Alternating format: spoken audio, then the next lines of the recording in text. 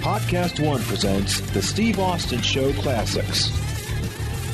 Yeah, we're back with Bruce Pritchard. Hey, Bruce, now you've been in the business, 40 years? 40 years.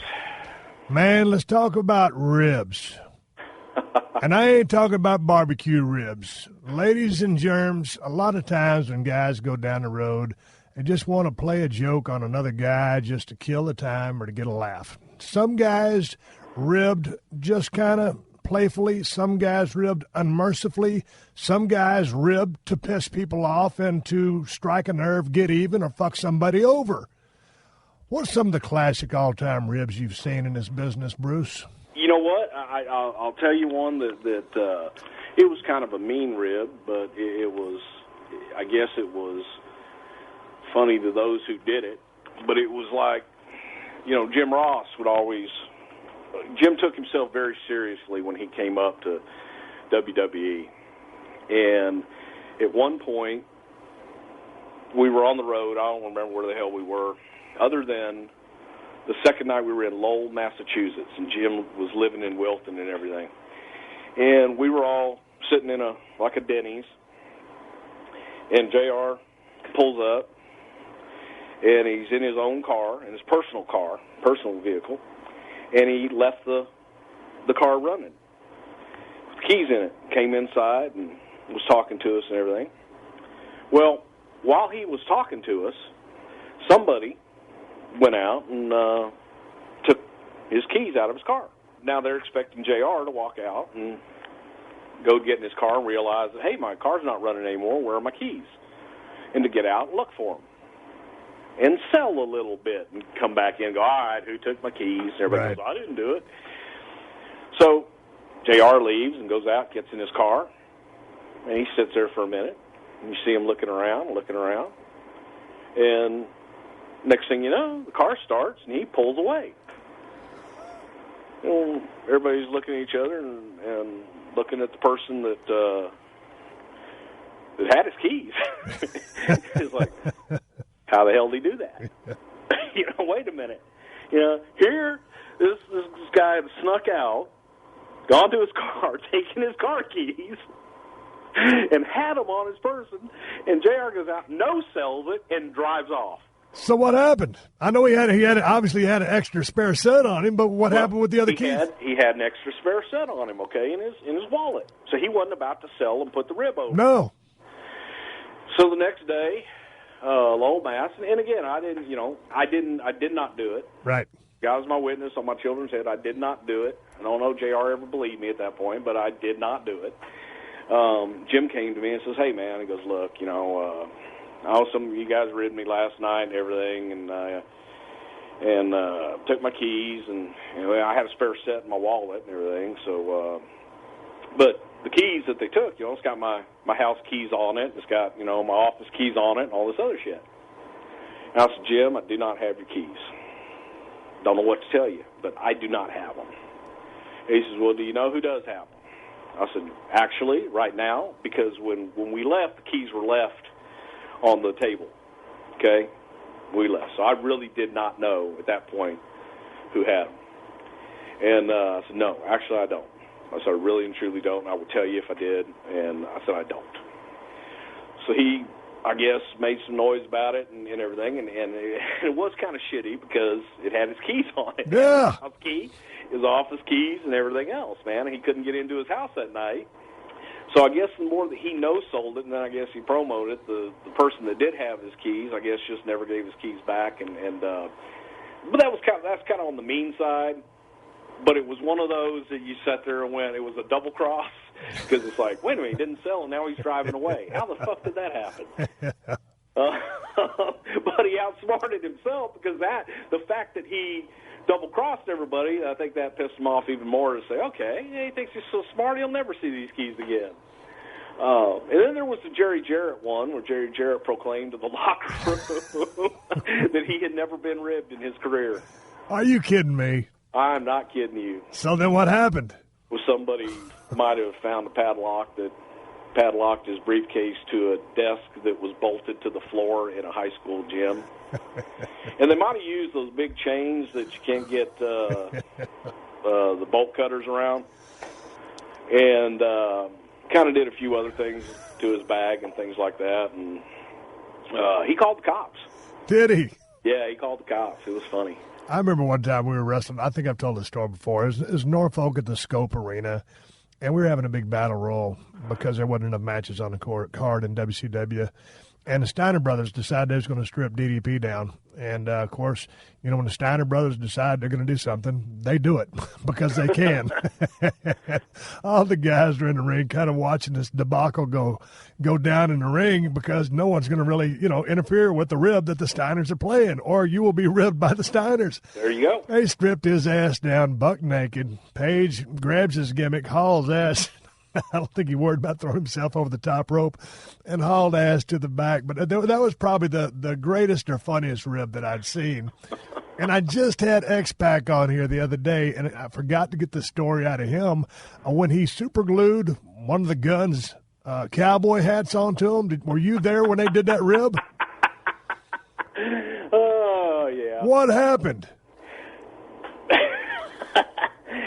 He put the super glue around the rim of the hat, and it just got on, and just, you know, they finally got it off. But yeah, it was kind of ugly. Ripped out his hair and stuff. I want to say it was Bart.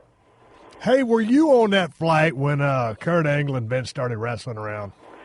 Oh God, yes. What happened on that deal? I was up on the front of the plane drinking a bunch of wine, and all of a sudden there was a big to-do back in the middle back of the plane. Cabernet Sauvignon flying everywhere. Oh my God! And didn't Kurt Angle slam Vince or something like that? Well, no. Remember, Undertaker woke up. Well, why would Undertaker waking up have anything to do with the wrestling match? Well, okay, because they were wrestling, man, and Vince was like trying to single leg Kurt, and Kurt's got Vince hooked, and Taker wakes up, and all he sees is Kurt on top of Vince. And he gets up and he snatches Kurt in front face lock because he just wakes up out of nowhere, hears this commotion, and it's like, oh shit! Now everybody's involved, and Taker just woke up out of a dead sleep, literally, and thinks that Kurt's beating the shit out of Vince. Oh Jesus! And just he slapped the front face lock on Kurt, and then everything kind of got toned down a little bit. Man, those plane trips going back and forth from Europe used to get pretty rough. Hey, we touched on The Undertaker. Let's talk about him for a second because you come, El Paso, you're in Houston. Of course, Taker's a Houston guy. You're in WWE. Taker's being, whatever, he was in WCW. I wrestled with him one time in USWA. I think he was in the business about 2 years ahead of me. And WCW didn't know what the hell to do with him. He goes to WWF, and all of a sudden, man, that dude debuts as The Undertaker, and it was really a lights-out, scary gimmick. And you were actually his first manager. Yep. Well, how was that? How did that all happen? Did you know Mark prior to his WWF days?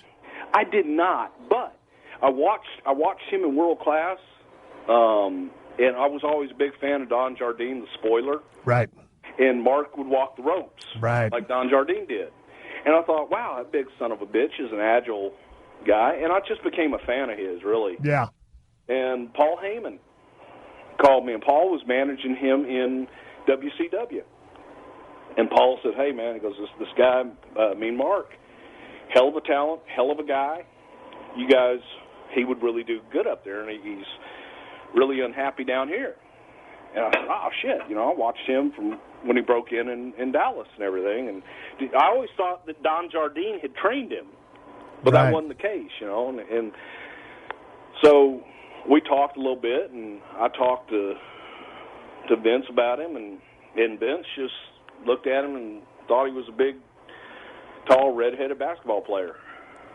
And didn't see a whole lot in him. He wanted Sid. He wanted, Sid at the time. Right. Vince gets his, mindset on something, that's what he wants. And so Mark had come up, and they had a show in the Meadowlands, and I just begged Vince. I said, would you please just meet this guy? I said, I don't know him from Adam. I've talked to him. He seems like a real nice guy. I said, but he's a hell of a talent. I mean, you watch his stuff and everything, and he's a big bastard, unique look, and, Let's meet him. At least, he fit the size profile. Right. Big bastard, right? Right. And it was a big man territory back then. I mean, it was great to be a big guy. Yeah. It always is in the pro wrestling business. Okay, so this meeting's going to go down. So, but I had the idea of I wanted a really dark, evil character to manage. And I was like, hey, put him with me. Because I didn't know if he could talk or not. He always had a manager. Right. And I said, and Heyman had even said, he goes, I don't know how his promos are or anything like that. I said, oh, perfect, man. Give me somebody that can't talk. Yeah. So I pitched this really dark character to be the black to my white. But long story short, man, Vince met him, and, as Mark, he's just a class guy and a good guy, and I think Vince saw that right away and loved the idea and came up with Undertaker, and shit, the rest is history, man. So who came up with the Undertaker gimmick? I want to say that was probably Vince, because I was like, I wanted this black. I came up with the name Kane. Right. Because it was the first man to ever commit murder, like Cain and Abel. Right. And so I'd come up with the name Kane, and then Vince was like, oh, goddamn, we're going to make him look like an old-time Undertaker, and we'll call him Kane the Undertaker. Strong name. And we eventually just dropped Kane and went with the Undertaker, man. But he was one of those guys, when he walked out, he's another one. Oh, yeah. When he's out there, he's Undertaker. Yeah. Mark don't exist. But when he walked out that first time, God, it was electric. Dude, when he first started, I mean, it was really a scary gimmick. And, of course, everybody was selling like a sumbitch for him. But you go back and you get on YouTube and you watch those kids' faces on those first few rows, they're horrified. They're scared shitless for a shoot. Hell yeah. Oh, okay. The true story. You talk about that for a shoot, man.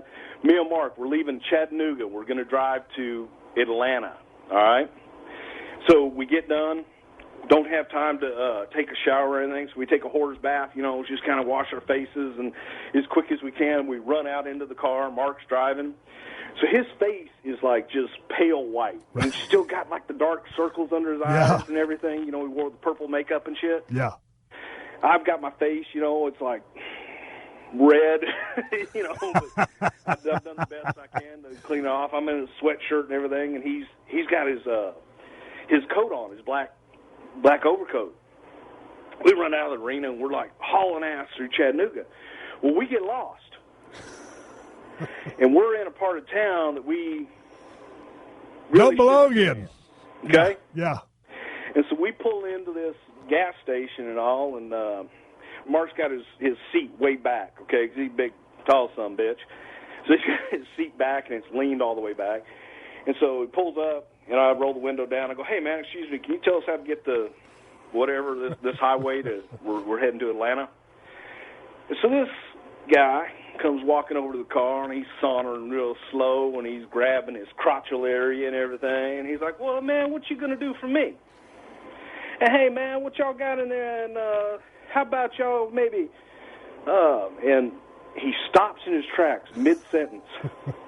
Mark literally does the Undertaker sit-up. Yeah. And turns and looks at this guy, and the guy started backpedaling and almost fell down. He goes, man, what the fuck is that? That dude looks like he just killed somebody. Hey, no, listen, man, y'all need to go right down here. You're going to go down about 2 blocks. You're going to turn right. You're going to go up to the next light. You're going to turn left. That's going to put you right on the highway, man. Y'all get the fuck out of here. True story. And it was so goddamn funny because he had seen a ghost. Yeah. That man did the sit-up and snapped the head. And looked at him and had that white face and those dark-ass eyes. He thought, oh, my God, this son of a bitch, these motherfuckers just killed somebody, and now they're just trying to get out of the hood. Man, I can't remember if I told this story in a long time or not. I've told it before, but one time I just came in at WWF. I might have still been a ringmaster. Maybe I was Stone Cold. And maybe I was Stone Cold. Some town, don't remember what it was. The house was mediocre. The business was what it was. And I was going to work with Taker. And, of course, I knew Mark a little bit. I mean, a tiny bit from USWA days. And so anyway, we're going to work. He's the Undertaker. All of a sudden, I'm already in the ring. The lights go down. The lighters come up. Bong, that music hits. And here comes Undertaker in slow motion, just doing that fucking slow walk he always did. So, before the match, I'm always kind of thinking about some stuff that I might want to do. A fishbone of events. Yeah, man, big guy. Maybe I'll take him down, work his leg. Man, all of a sudden, here comes the Undertaker. He's getting closer and closer. His entrance was so overwhelming. I forgot every goddamn thing I wanted to do with Mark in that match. That's a shoot. I didn't know whether to shit or wind my watch. The lights come on. He takes his shit off. They ring the bell, and we had a modified clusterfuck right then and there. But it was great, man, watching him come out, and it's like, bong. It was fucking strange. It was, I hate to use the word surreal, it was surreal. Yeah, it was. It was just downright spooky. And he never broke character. One time, I made him break character one time. We was over on Kuwait, and man, it was like a soul show. We went over there. We was in the same building like 5 nights in a row. One of those rich cats had bought the shows. We flew over there, bust us in. The houses were, it was a bought show. The houses were about, a third to a half full, and we did a battle royal or something like that. We spilled out on the floor. And I'd been selling on the apron. I had a little bit of heat, going as Stone Cold Steve Austin. And the Undertaker picked me up. He straightened my head up. We were both standing outside the ring. And he looked at me with that damn look. And I just popped. For some reason, I started laughing. And he actually he laughed too for about a cunt hair of a second, and then went right back into character, and he flipped his hair back. He had that long hair, and he flipped it over his face so he couldn't see him laughing. But I actually busted the Undertaker out of character one time, but I think it's the only time in the existence of that character that's happened. Those are few and far between. That's some bitch don't break. Hey, but that's an important thing you said, back then when you were Brother Love. And when hey, man, you're not Bruce anymore, you're Brother Love. Taker, when that's time to go, he's Undertaker. Stone Cold, hey, man, Steve Austin, that nice friendly cat, don't exist. Yep. If you had to look at what's going on in the landscape of today, whether it's WWE, TNA, whatever, what do you say to some of these people who haven't quite been able to put a finger on or define a character and come up with something, or really to totally commit to a character? The best thing, though, Steve, is you look at the best characters. The best characters are the guys that are just an extension of who they really are. You take you, for example, and I always like to take, like, you, Rock, Mick, because a lot of people have taken credit for, wasn't for me, there wouldn't be a Stone Cold. Wasn't for me, there wouldn't be a Rock. Wasn't for me, there wouldn't be a Mick Foley and all this shit. If it wasn't for Steve Williams, there wouldn't be a Stone Cold. Okay, because you believed it, you became Stone Cold Steve Austin. You made it work. You delivered the lines in the way that you felt. You came up and lived that gimmick. The Rock became The Rock. He had to go out there, he worked it, he delivered it, he made it work. And all the guys, the successes, the guys that really make it to the top are only extensions of who they truly are. And that, when they believe it, the audience believes it. It's not a stretch anymore for the audience to go, okay, this guy's playing a clown, or he's playing a Pied Piper or something like that, and it's not really, okay, he's playing his part. He does a good job, right, but he doesn't believe it. That's the thing about it. When Matt Bourne did Doink the Clown, the best. Hey, man, that could have been a real shitty gimmick for the wrong cat. Yep. Matt Bourne worked that it was a 10 out of a 10. You couldn't have done it no better than Matt did it. Yep. You know whose idea that was? Whose? Mike Hegstrand, Hawk. Really? Road Warrior Hawk. Hawk came up with the Doink gimmick? He came up with the miserable clown gimmick for Matt Bourne. Sitting in the dressing room in, I believe it was in Toronto, or, what's the town outside of Hamilton? Hamilton. Okay. Nobody likes to work Hamilton. And Matt was coming through, and Matt's sitting in the back, and he's got, he always had like that little pot-belly gut. Yeah. And so Matt's sitting there, he got his gut hanging out, and he's smoking a cigarette. His hair's all down, and he's just sweaty and miserable and shit. And that's the way Matt was anyway. Yeah. Yeah. And Mike Eggster looks over and goes, "Hey, Pritchard, Krusty the Clown." And I'm looking at him, I go, "Oh, my God, you're right." And he says, "No, I'm serious. He's fucking Krusty the Clown." And I'm like, we're looking at him, and, I mean, he looked like Krusty the Clown. So fucking Eggster goes into Vince and goes, "Vince, come here." And he's pointing at him and goes, "Krusty the Clown." And Vince didn't know who Krusty the Clown was. Who's Krusty the Clown? Yeah, oh my God, Krusty. As we're explaining, the characteristics of Krusty the Clown and all this shit, and then there was a movie out, The Evil Clowns from Outer Space, or something like that. And I said, he's an evil clown. And that's how he became the evil clown, man. Mike Eggster, just looking at him going, he's Krusty the Clown.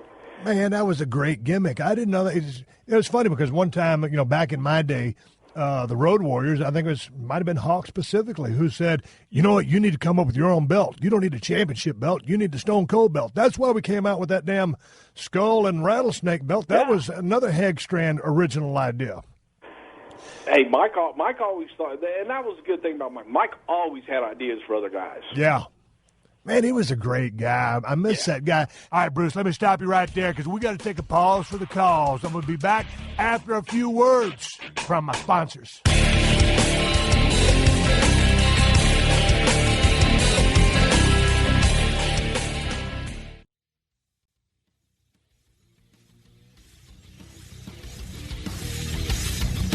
Yeah, that's right. I got Bruce Prichard, a.k.a. Brother Love, on the other end of the line. Hey, you mentioned Three Cats a while ago. You mentioned my name, too. We're not going to talk about me. Let's talk about the Attitude Era. As long as you've been around, Bruce, this is my take on this, because you always hear people talk about the Attitude Era, and it's kind of defined in a 10-year period. Professional wrestlers have always had attitude. So why is the Attitude Era the Attitude Era? Because it took the restraints off. I mean, for so long, we thought we had to be something else. We thought we had to be politically correct, even though that wasn't a term then. We had to be socially acceptable. There were things you just didn't do. It was Vince viewed himself only as a TV commentator. He viewed himself as a play-by-play guy. He didn't think that people would ever accept him as the owner of the company or as a character other than a play-by-play guy. And he never wanted to be a character. You remember how we used to fight to get him to do stuff? But talk about the evolution of the Vince McMahon character, because we were talking about this the other day on the phone. Yeah, it was driving down the road, going to Madison Square Garden, Pat Patterson driving, me in the front seat. And to hold on, Bruce, before you go into the story, back in the day, to the listeners of the show that don't know, Vince McMahon used to be the commentator. What would it be, play-by-play or color?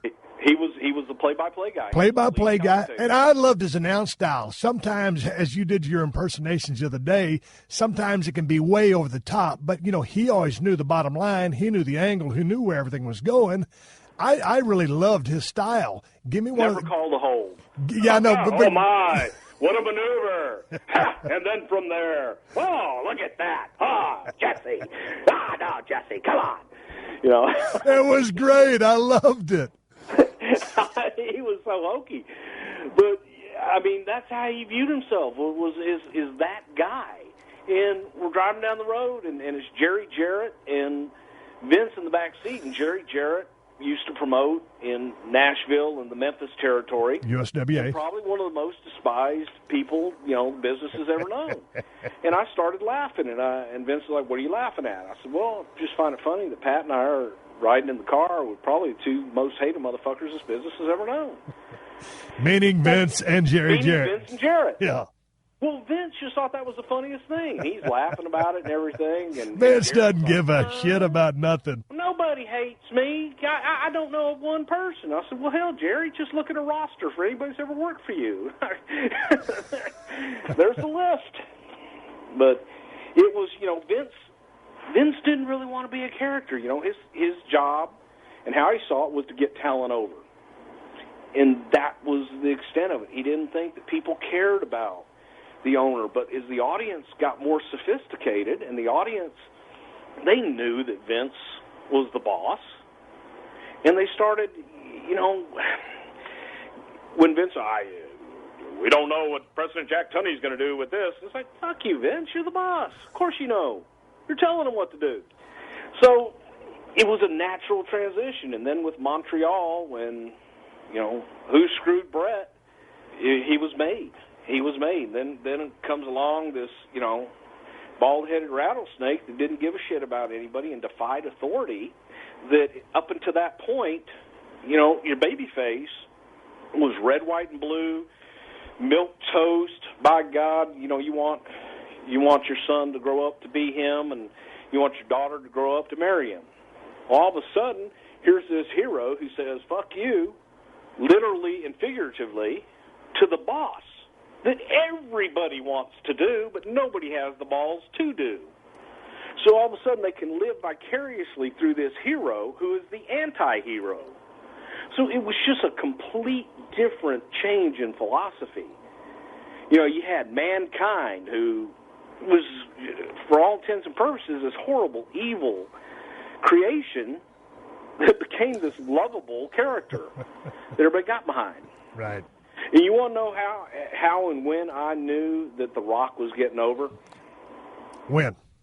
When this guy named Stone Cold came up to me and says, hey, goddamn, a guy goes out here, raises an eyebrow, says a couple cute little rhymes and shit, that don't mean he's going to get over. Because when he got on your radar, enough to say something about it, when the boys started talking about it, and the boys started, taking note of shit, then you knew they were getting over. I'll never forget it. I looked at and I was like going, all right, it's working. It's working. Yep. But it was, that Attitude Era, it was different than anything that had been done up until that point. And it was so believable. And it was believable because you made it believable. It was believable because you had workers like Triple H and fucking Mick and Rock that went out and could go every night. That was the difference, man. Our guys worked. Our guys went out every night and left it in the ring. Hey, you brought up the Montreal screw job. What was your take on that whole shenanigan? My take on it was... How much can you speak on that in depth? Well, my take on I didn't know about it till it happened. I really didn't. Straight up. For a shoot. For a shoot, yeah. I didn't know about it till it happened. Oh. Did not know. So, okay, so there you are. You're on the inside. The gig goes down. Brett taps out. Shawn wins. What were you thinking? Well, I was at the gorilla position, and Owen and Bulldog were in front of me. They were getting ready to go out and do a run-in. Now, were they there because they were going to do a run-in, or they smelled a rat? Yeah, they were going to do a run-in. Okay. We were waiting for the cue for them to go do a run-in. Okay. Hunter in China had already gone out. So what happened? And they were sitting there, and the bell rang, and I'm, looking, because it wasn't what I thought was going to happen. And I'm like, who the hell rang, who rang the bell? And they come back, and we're looking, and, and Shawn rolls out, he's got the belt, and Bulldog, they just fucked Brett. Owen, they just fucked Brett. And what the fuck do we do? I said, well, I guess go out there. I don't know. And so, they went out there and shit, and it was a little surreal. Look, I think it was the right thing to do because Brett really didn't give us much choice. I know Brett believes in his stance, but at the end of the day, the business is work. You win them in the ring, you lose them in the ring, and if he wasn't willing to do that, then they had to do whatever they had to do to get it done. Right. And I applaud Vince for having the balls to do it. I applaud Shawn for having the balls to do it. That ain't an easy, man. That's not an easy spot to be in. No, it's a tough spot to be in. And that's what people forget sometimes. It's like, okay, well, Shawn, you little bastard for doing that. It's like, well, you know what, man? What about what kind of nuts it takes to actually go do that, and they have to come back in the locker room and face everybody. And it was just, it was necessary. It was an unfortunate deal, but it was a necessary thing to do, I think, for the business at the time. It didn't really leave us any choice. But that was the beginning. That was the beginning of the Mr. McMahon character. That was the beginning of painting Vince in a different position. All of a sudden now he stopped being play-by-play guy, and now he's coming out more as the owner and the boss and the guy that calls the shots. What were you thinking when the John Stossel thing went down with Dr. D? I always like to get different guys' takes on this. Oh, when I saw it, I thought it was great.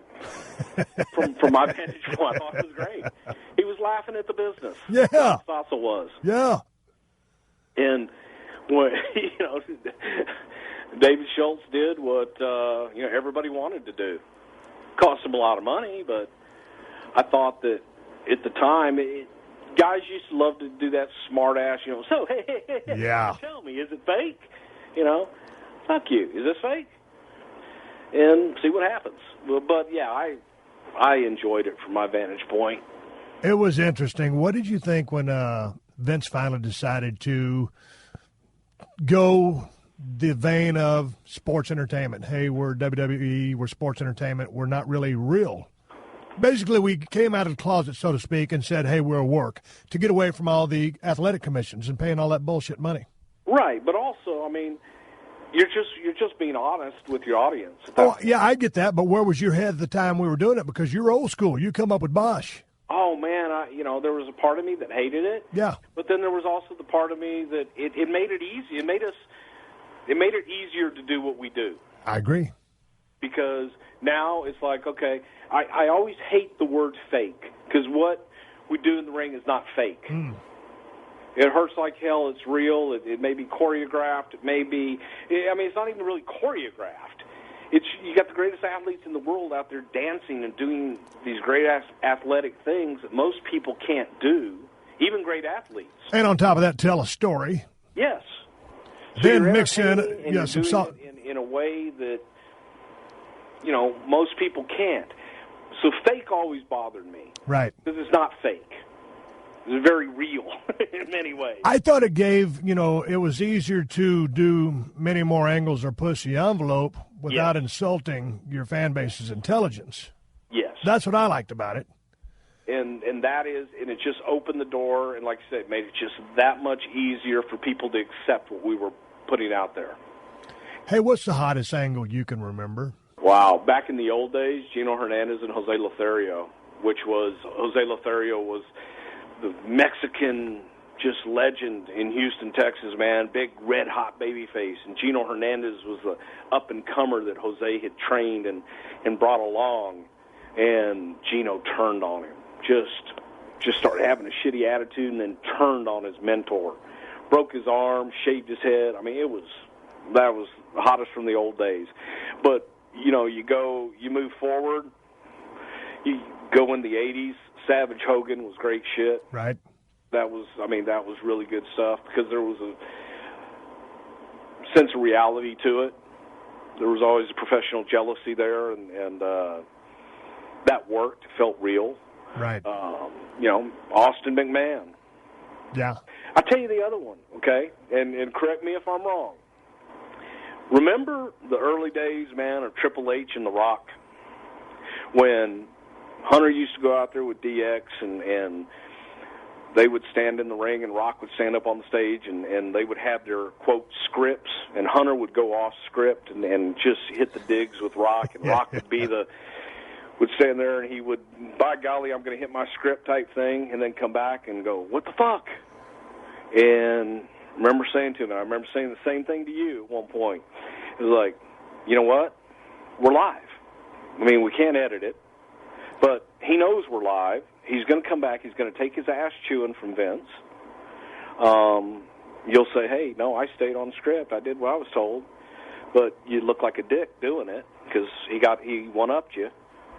And then Rock went out there with that attitude of, okay, you want to play? Let's play. And it became real because there was the real. They were both fighting for the same spot. Right. And it came across in their promos. It came across in their matches because they always wanted to one-up the other one.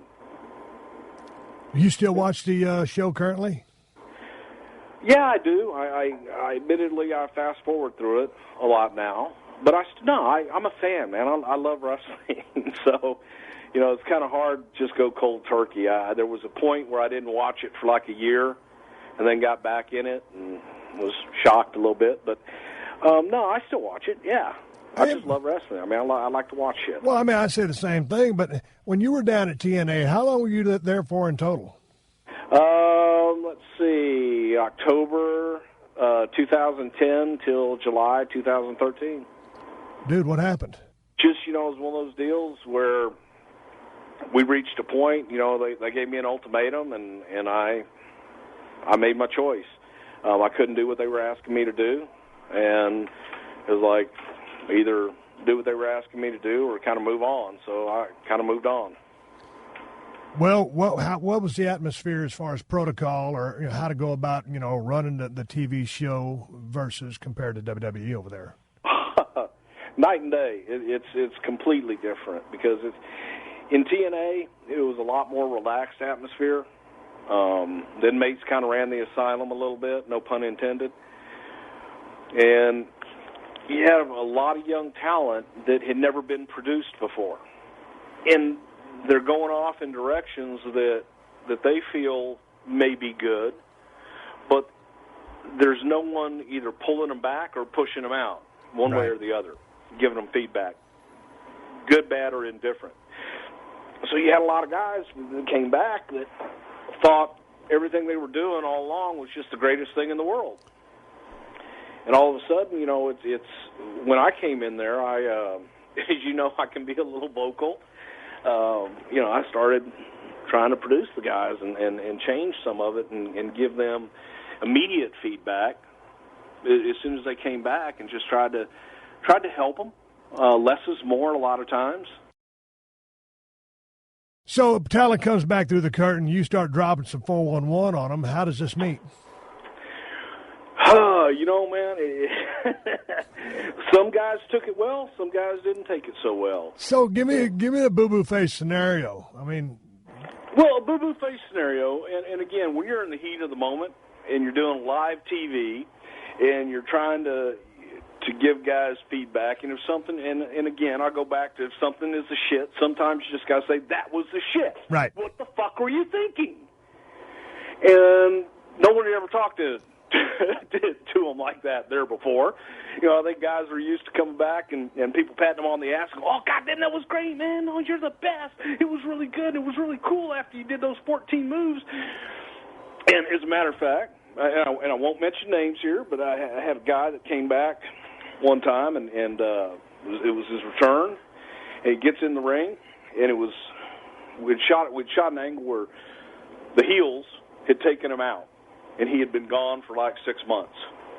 And he comes back in the ring, and he's making his big return, and he comes back, and he goes in the ring, walks right across the ring, completely ignoring the heel in the ring, the guy that took him out.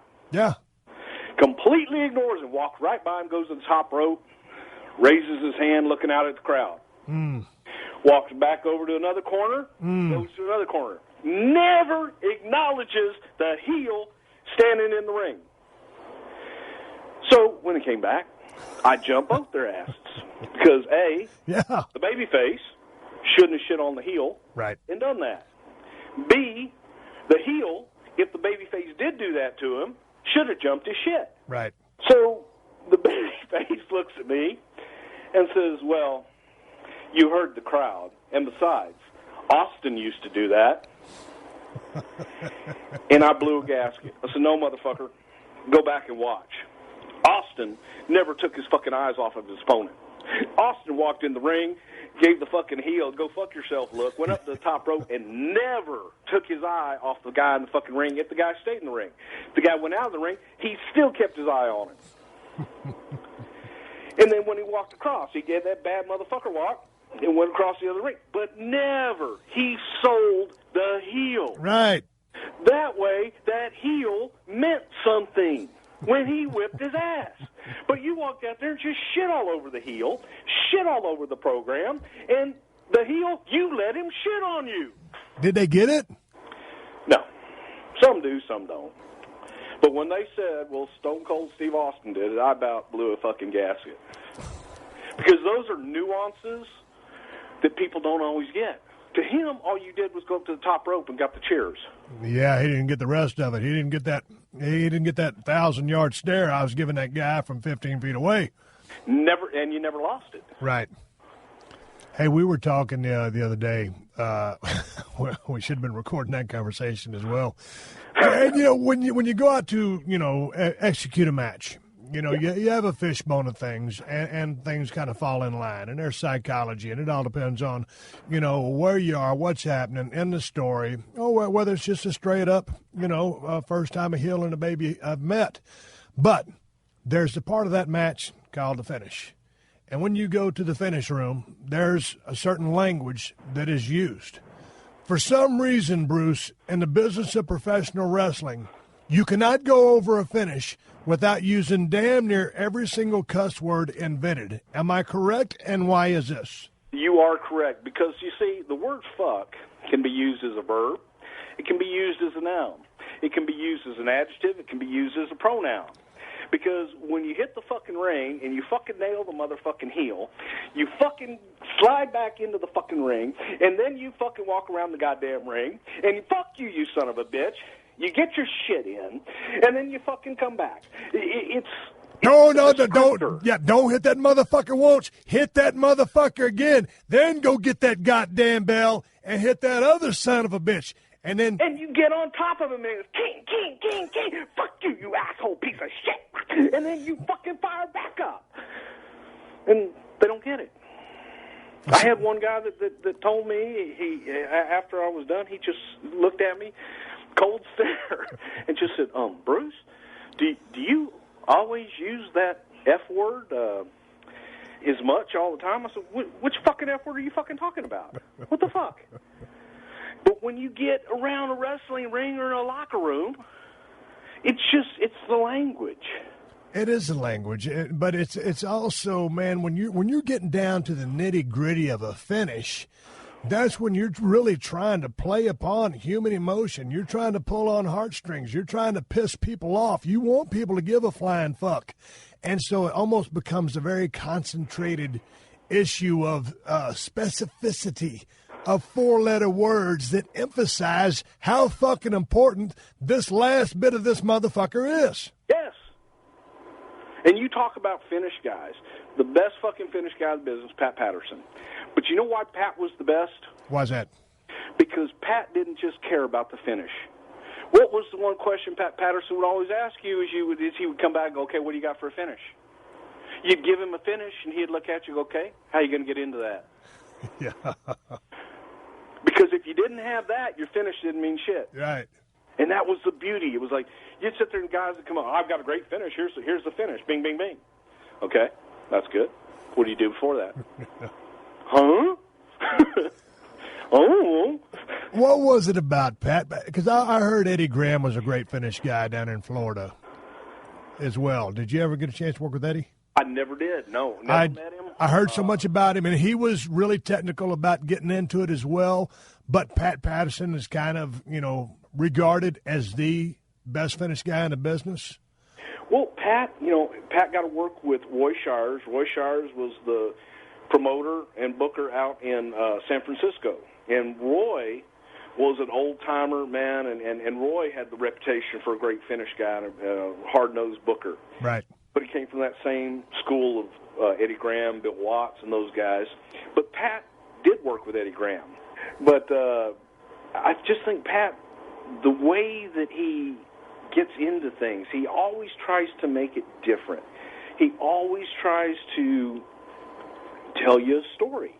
And if he can't explain what he's doing and why he's doing it, and if it doesn't make sense to him, fuck it, throw it out. And that was the beauty, man. We used to go, this is a great Pat Patterson story. We used to go to the house shows, and we would go in and buy a ticket, me and Pat. We'd go buy a ticket, sit in the audience, baseball cap on, and we'd just sit there and talk to people that bought tickets to our shows. Find out who their favorites were. What are you here to see tonight? Who's your favorite? Who do you hate? What do you like? What don't you like? And we would sit in the crowd and listen to people talking around us. They didn't know who the hell we were. And we'd watch the show. Now, then we'd go back, and every night we got a report, that the agents would give on what happened at the event. Well, we had done this a couple times. We get back, and we look at the report the next day, And I don't know what show they were fucking at, but it didn't resemble anything that we had seen the night before. And so we're like, okay, look, man, we said we're going to do the whole run. We're going to do the run. We're not going to get involved. We're going to evaluate it afterwards. Second night, we're sitting there. Second match is in the ring. Pat's like, fuck it, I can't do it anymore. This show, it sucks. Fuck it, I'm going back. I'm changing everything. Pat and I marched to the back. He tore up the lineup. He changed shit. And he goes, hey, you're going to go out and you're going to go out there and you're going to do this. And then you're going to lay there like a douchebag. And then when you think you've laid there too long, I want you to lay there even longer, like a piece of shit. Just lay there. And then when you think that you've laid there too long and you've been a piece of shit, a fucking douchebag, and you think, oh, my God, they're dead, they're going to come. And when they come, you lay there like a piece of shit. And he just had a way. He would feel it, and he's giving you the finish. He's living it. Yeah.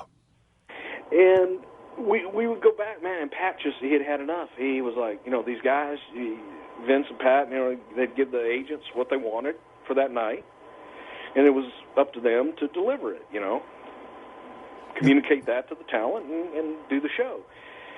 And you'd read the report, and it was a glowing report. Every night was, the best show on earth. Yeah. But the truth of the matter is, we're sitting there going, God damn, this sucks. But you know what the thing about Pat is? Pat had that, I don't know, he was like Einstein with math equations or something like that, but he also had just intense passion for the business. Yes. He could be out there, because he'd be out there watching the show, like you said, and he would come back, or I'd be sitting there watching something beside him. I'd look over, and he's crying, because what he's seeing is moving him, and that's how much he loves the business. And, of course, every now and then you get a tear in your eye as well, because, there's certain things that are so powerful in that ring that you're hooked in, hook, line, and sinker. And Pat was that guy, man, and he didn't give a shit. He'd cry, oh, Steve, I'm so proud of those guys. And it's like, he truly, he just lives, eats, and breathes the business. But, people would ask me sometimes, what did you have more fun doing? Did you have more fun performing, or did you have more fun working behind the scenes? The difference is when you're out there performing, you're performing as your character, you're doing one character, you're doing one thing. When you're a producer and you get to write the shit, you get to book it, and you get to lay it all out, you get to be all the characters. Right. And I loved that part of it. I loved being Stone Cold and then being Mr. McMahon. Do you think the business has lost a little bit of its edge, quite frankly? Yes. I think it's too scripted. I think that it's not allowing talent to go out, be themselves, and being able to find themselves. I agree with that. I think that, sometimes we've taken away the ability to just go out, feel, and create, and see what happens. Take a chance. Man, it's such a different system these days. And coming up back in the day when you did, and watching your brother Tom pay the dues that he did versus getting into the business these days, what do you think? I just, drastically different landscape. Whole drastically different system. Completely, it's just a different animal.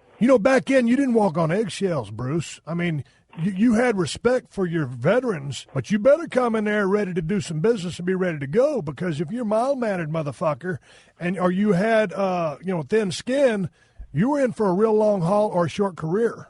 Yeah, big time. But you had to be aggressive. You couldn't just lay back and lollygag around or pussyfoot around or worry about pissing somebody off or stepping on someone.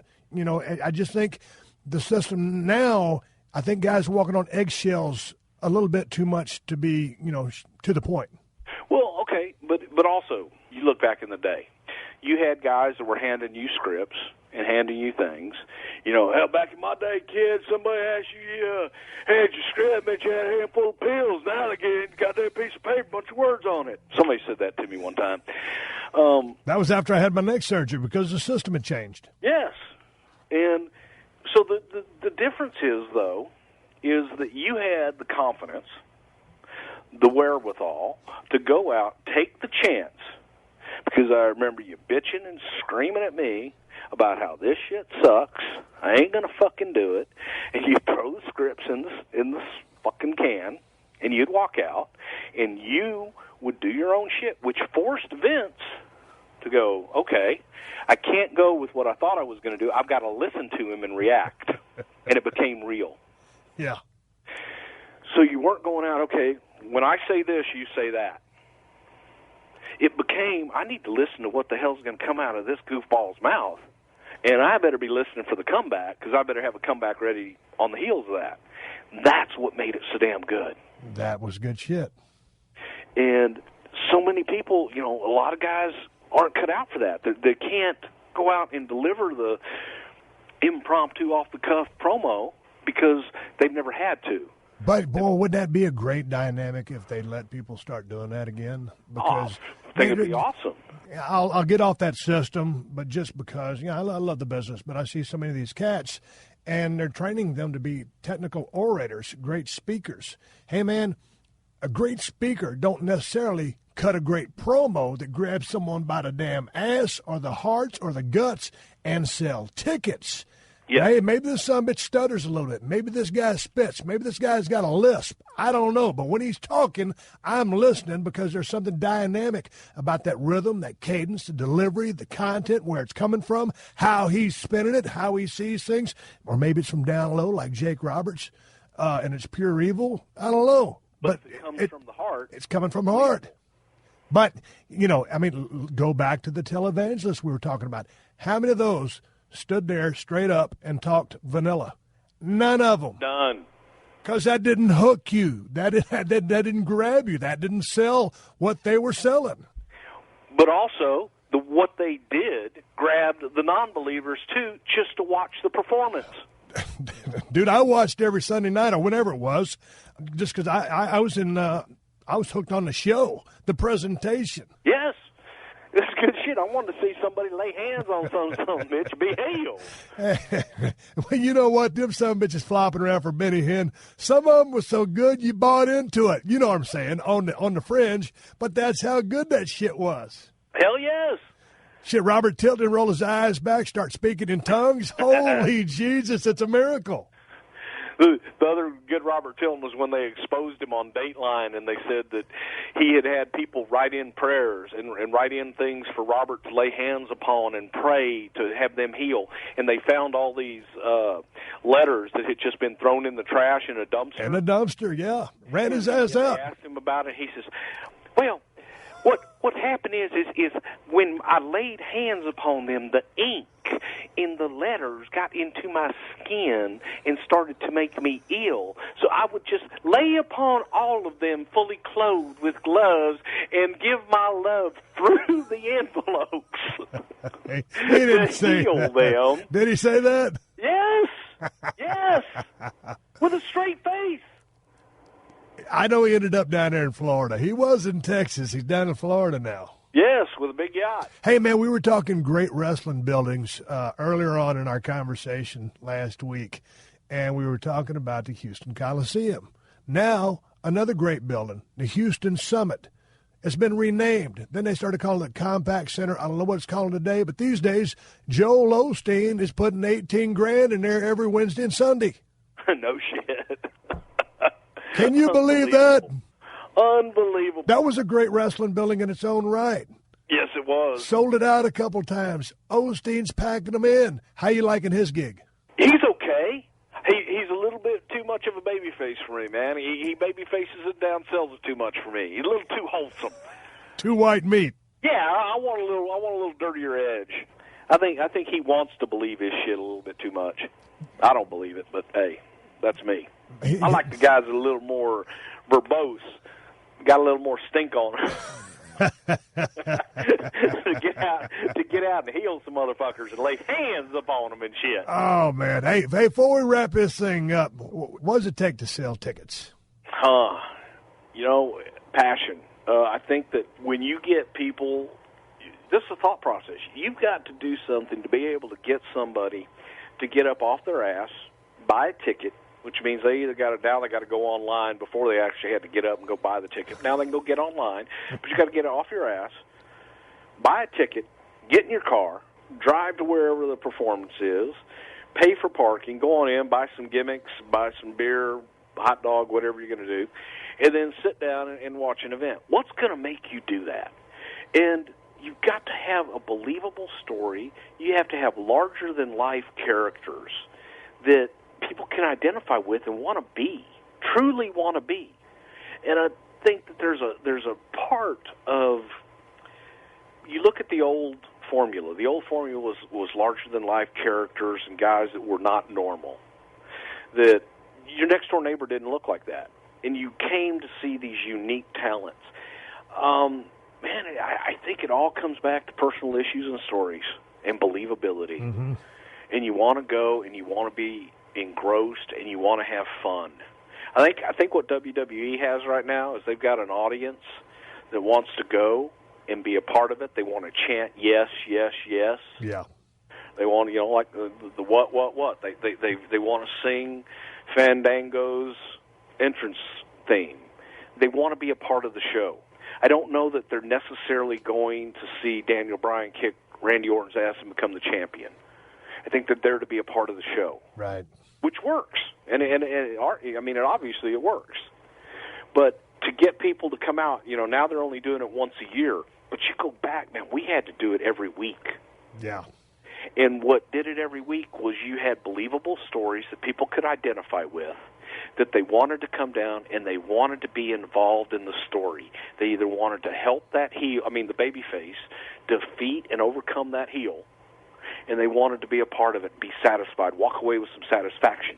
And then the key was you satisfied them enough, and then you pissed them off enough to bring them back. That's what sells tickets.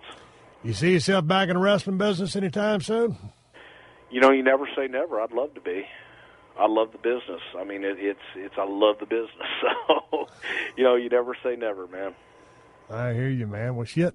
Hey, man, I've been talking to you for a long time now. I ain't mentioned at Holy Bruce shit. Prichard on Twitter hardly any. You can follow this son bitch at Bruce Prichard on Twitter. And anybody, if you got a job for Bruce Prichard on Twitter, hell, just tweet me, and by God, I'll answer you right back. You never know. You ain't even got to send him a kayfabe direct message. Just send him a general tweet. He will answer. Hey, Bruce, it's been good talking to you. I'm going to try to make it down to your neck of the woods over the course of deer season. So if I am, I'll head up your way, and we'll talk in person and really knock some shit out. Love to. Well, all right, Bruce, I appreciate it. I love you. I love you. Thank you for joining us for another classic episode of The Steve Austin Show. Please leave a rating and review on Apple Podcasts and tell your friends. For more Steve Austin Show, go to PodcastOne.com. That's PodcastOne.com.